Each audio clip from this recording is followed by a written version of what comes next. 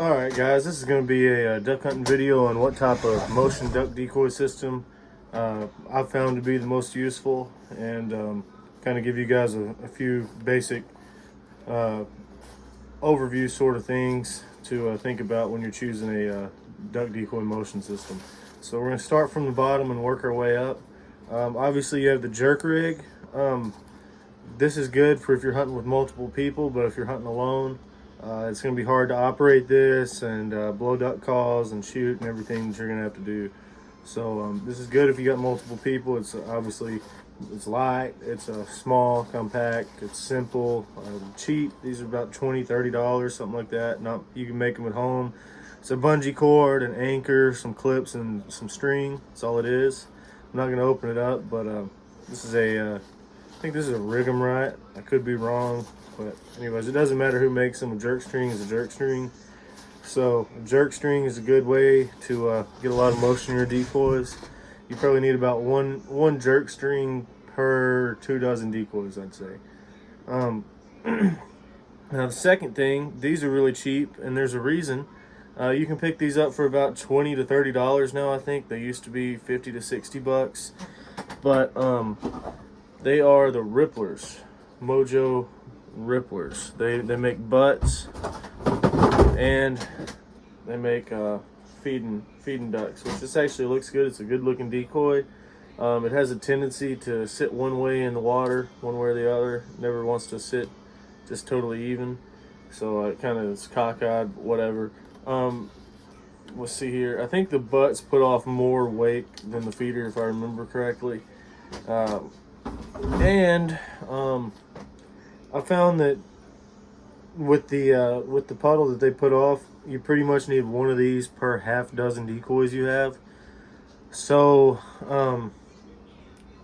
if you're somebody who runs a lot of decoys, like through the year on a big private lease or whatever, these aren't going to be good. They got AA batteries. They'll last about one hunt. They last probably about 6 hours running solid, I think, on a good day. And this would not be a good system if you had hundreds of decoys and you'd have to go out there every day and pop AA batteries in them. You'd want something rechargeable, or something with a removable like battery pack that was also rechargeable, like dudes do with the Mojos. But anyways, like I said, these things, they work sometimes. I've had 4 or 5 of them, and now I've got 3 working. So they're kind of junk, but for the price, what do you expect? But anyways, back to why I'm kind of going away from these.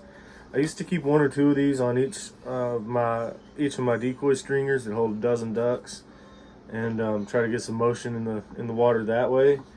But they're heavy. They don't work extremely well. There are better options. If you were to carry just one swimmer decoy, which I'll show you in just a second, I'll have to make another clip. But if you were to just carry one swimmer or one squirter, then that would probably be sufficient. It'd probably be better than having 3 of these or whatever. These just don't put off much of a ripple. So we're gonna get into the swimmers and the squirters and the spinning wing decoys next. And on the other hand, just like these wouldn't be good for somebody running tons of decoys that stay out all the time, these aren't good for somebody who takes their decoys in and out all the time, like a public land hunter, or a guy who walks in by himself all the time, or just a guy who doesn't like dragging a crap load of extra weight. If you get a lot of these things, you're gonna get a lot of extra weight. These are about 1 pound a piece, and the feeder is about 1.5 pounds, and that's without batteries. So you add it's like 4 or 8 batteries, however many they hold. Let me see. Can't really be doing a video and a review unless I tell you how many AA batteries they hold, I guess. So let's see, get this over with real quick. They hold 4 AA's. That's what the inside looks like. These are really cheap, but beware if you buy them. You're not getting the end all be all. You're just getting a really budget robo duck. Now we could touch on spinning wing decoys. I believe I will. But these are swimmer decoys. These are Higdon's. I think Lucky Duck makes one. I don't know who else. They got this battery deal. It's rechargeable, and this little jet pushes them around. And these things look awesome. Just one of these in your spread of a dozen or 2 dozen decoys makes the whole thing come to life. These things are just amazing. I don't know about the durability of them yet. This is going to be my second season with them. Last year they did well. One thing is, I don't know if you can see the cords all tangled up. I'm going to have to come up with a different anchor system because these long anchor, I figured a long anchor would make them swim far. They still pretty much stay in a little circular pattern, and all this crap got jumbled up in the the underwater vegetation. So anchor system is something I got to figure out. Haven't got that one dialed in yet, but these things just look awesome. I'll get a weight on these. Let's see if I can find my scale here. Hang on just a second. I may have to edit this out if I can't find it.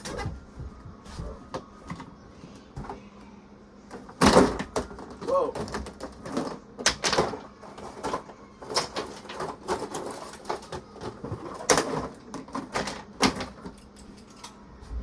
Alright. So, scale. Let's see how much this bad boy weighs. Hook it around down here. Perfect spot for it.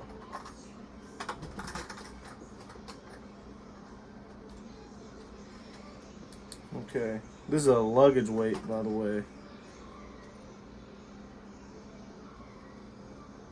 Okay, so the luggage weight reveals this thing weighs.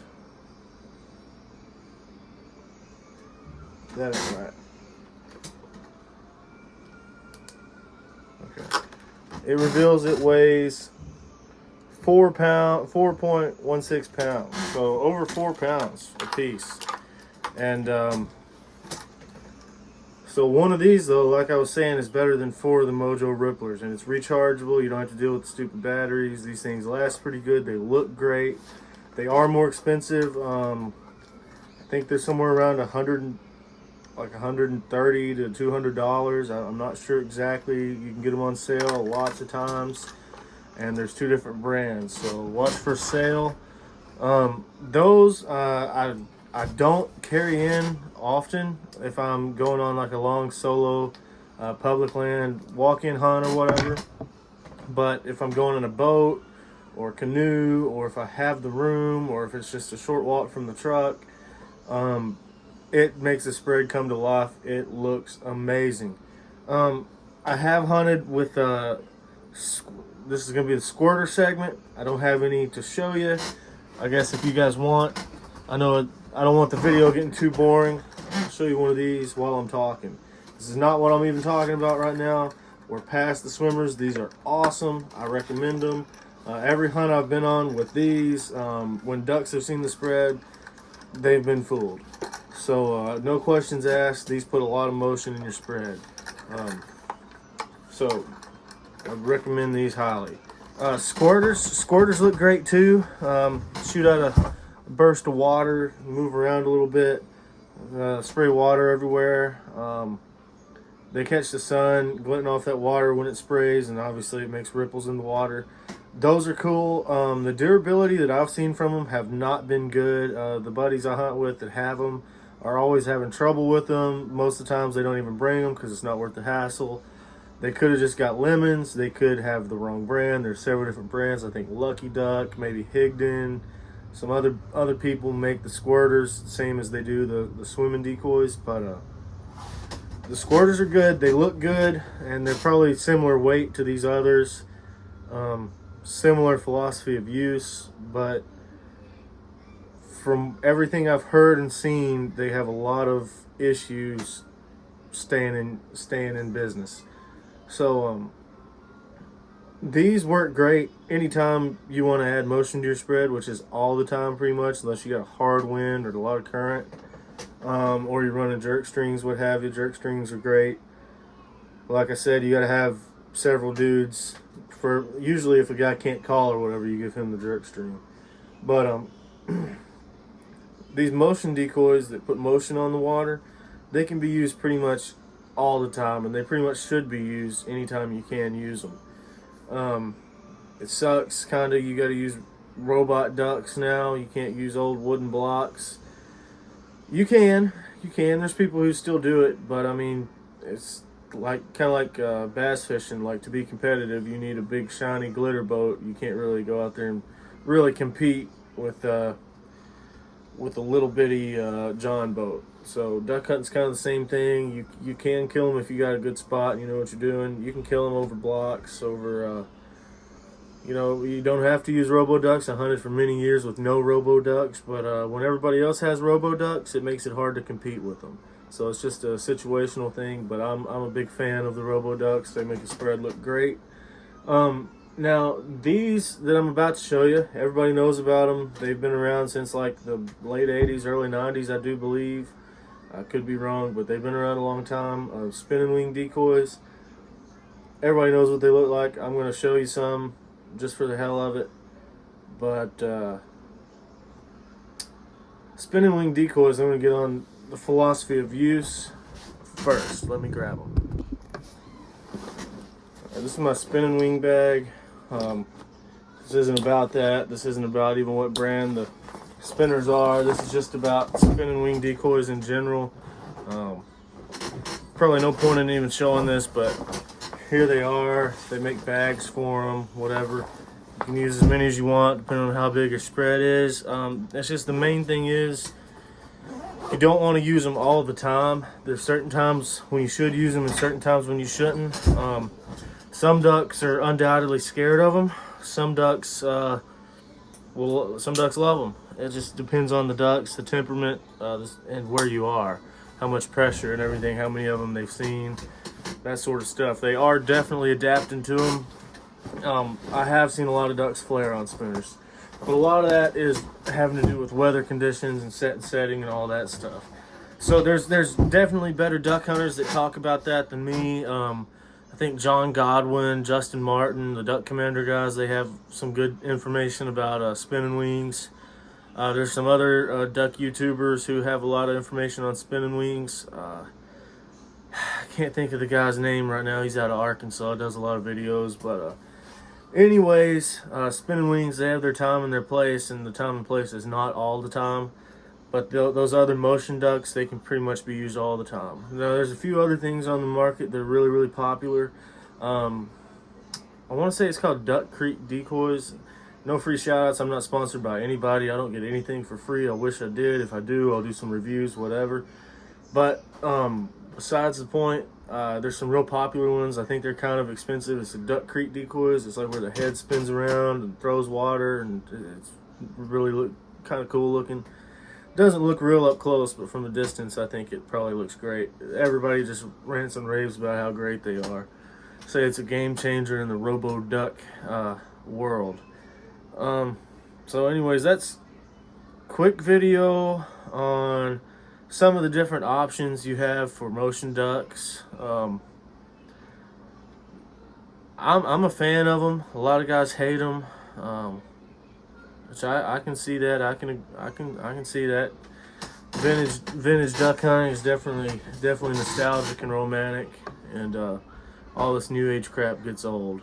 But that's just a little broad information on the different types of duck decoys. I'm sure everybody already knew all this crap. If you're a new duck hunter, it might be helpful. If you're a new duck hunter, you probably never found this video. Probably only super crazy duck hunters that watch everything online about duck hunting are going to find this. If you're here, stay here, stick around. There's going to be more duck hunting videos in the future, fishing videos, deer hunting, tactical videos, all sorts of stuff.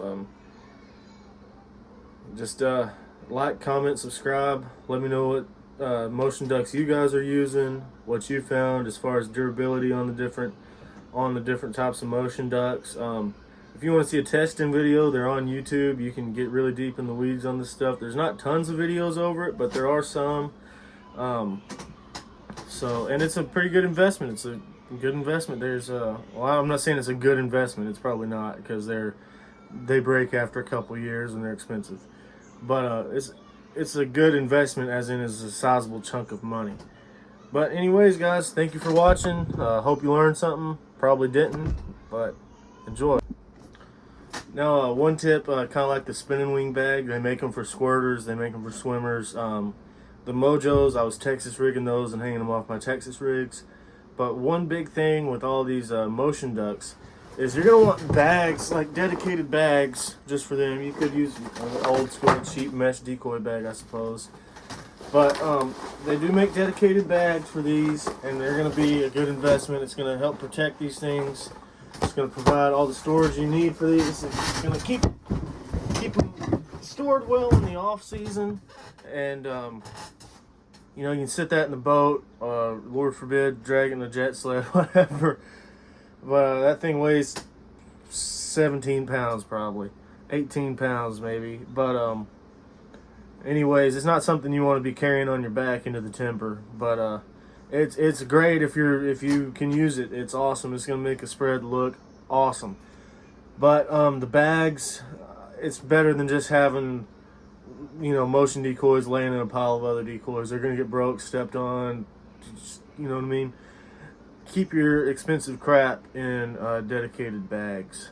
I don't know if you can tell, I love bags. I keep a lot of stuff in bags.